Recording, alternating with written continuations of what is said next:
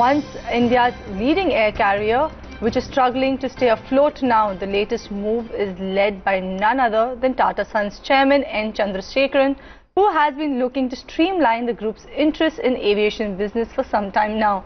But big question remains, is Jet the best opportunity for the Tatas to boost its presence in the Indian skies? To answer all this, Ashwin Mohan joins us now with the details. Ashwin, what are you picking up from your sources on this? Right, so the markets are clearly very excited about this potential big bang transaction that is in the works. We're all aware of how the Jet Airways stock reacted, skyrocketing in trade, up more than 20%. So clearly there's a lot of excitement about this deal which could change the entire pecking order in the Indian aviation space. So what's on cards today? Tata top boss N. Chandrasekaran is likely to brief the board of the conglomerate behind the reasons as far as the group's aggressiveness is concerned while chasing a distressed and a stressed asset like Jet Airways, which is facing its worst financial crisis. So the deal's philosophy, the pros and cons of investing in the aviation space yet again after already being present in Vistara and of course in AirAsia. These are some of the aspects that the Tata top boss is likely to address to the board. In fact, I'm picking up from my sources that as far as this entire potential transaction is concerned, one aspect is that it's still too early to talk about any finality regarding the structure of the deal. So that's something that one needs to watch out for. Still early days in terms of the structure of the deal. But yes, one thing is sure, the Tatas are not currently in a mood to insist on a complete exit by Naresh Goyal. They're okay even if he holds a token stake or a minority stake. So that's an important aspect wherein the Tatas seem to be offering flexibility, at least for the time being. The other aspect is how are they going to use the deal proceeds? So what I'm picking up is that the Tatas are primarily interested in using the deal proceeds to pump it back into the balance sheet of Jet Airways because they want to revive the carrier. So I doubt that they're looking at a situation wherein the promoters of Jet Airways either exit or selling a stake could walk away with a handsome premium, because the main priority of the Tatas is to revive the ailing carrier. The other aspect, of course, is post the potential acquisition, they are looking at merging it with Vistara. So that's also one other leg of the deal that one needs to watch out for. But still, like I said, these are early days. But yes, this could in fact shake up the entire aviation space. And the board meeting, of course, is scheduled later today. And Tata top boss is likely to brief the board about the reasons why they are indeed chasing Jet. Thanks, Ashwin, for getting us that updates on this all-important development. And according to an Economic Times report, Tata Sons is looking to end its partnership with AirAsia Berhad as it only wants to be engaged in one airline business, Vistara, which is a JV with Singapore Airlines. According to the plan, they are looking to end the partnership and they would, however, want to continue with Singapore Airlines.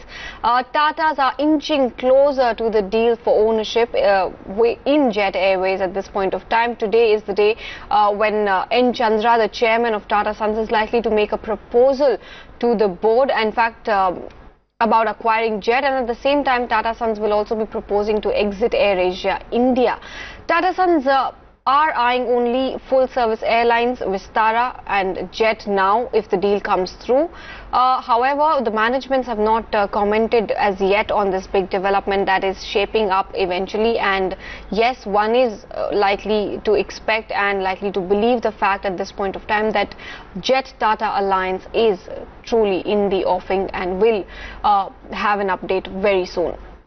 But the question at this point of time is whether Naresh Goyal, who created one of India's most successful airlines, let go of his control that easily. More importantly, is consolidation the only way forward as far as the Indian aviation industry is concerned?